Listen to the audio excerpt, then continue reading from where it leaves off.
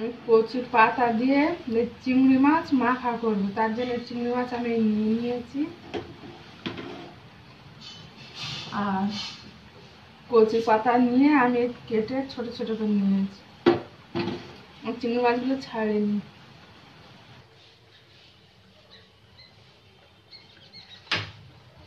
এই দেখুন বন্ধুরা, আমি চিংড়ি মাছগুলো সুন্দর করে ধুয়ে ছাড়িয়ে নিয়েছি।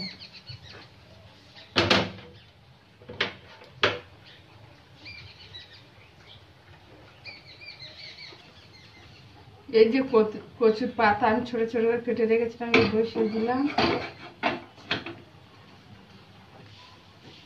এই যে জলটা আমি দিয়ে দিলাম সিদ্ধ হওয়ার জন্য, আর এই চিংড়ি মাছগুলো আমি সিদ্ধ হওয়ার জন্য দিয়ে দিলাম একসাথে।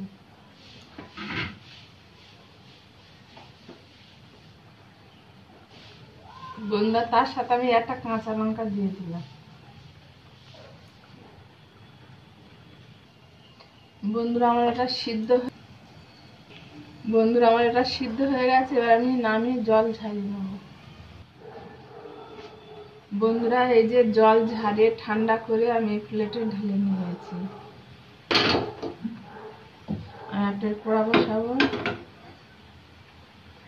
বসে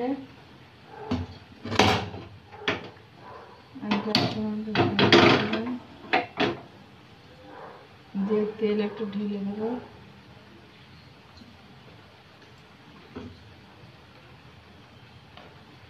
দুটো শুকনো লঙ্কা দিয়ে দেবো। বন্ধুরা, আমার এই লঙ্কার দুটো ভাজা হয়ে গেছে। এই যে আমি তুলে নেব, এই তুলে নেব। এই যে লঙ্কার দুটো ভাজা হয়ে গেছে। তারপরে এই পেঁয়াজগুলো আমি ভেজে নেব।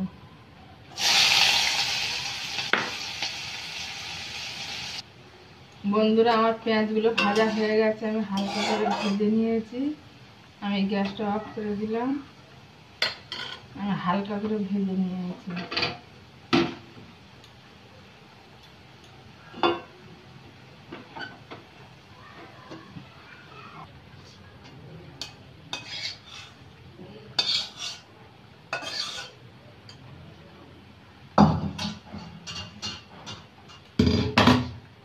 এবার একটু ঠান্ডা হয়ে গেলে আমি মেখে নেব।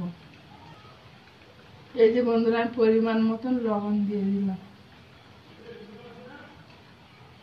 দিয়ে এটা আমি ভালো করে মাখিয়ে নেব।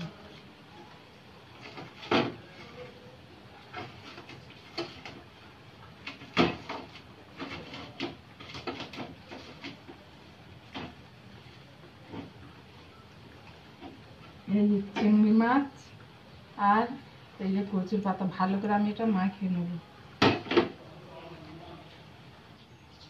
এই যে বন্ধুরা, আমার এটা মাখা হয়ে গেছে। এই যে মাখা হয়ে গেছে। যদি আপনাদের ভালো লেগে থাকে তাহলে একটা লাইক করবেন আর একটা সাবস্ক্রাইব করে দেবেন যদি ভালো লেগে থাকে।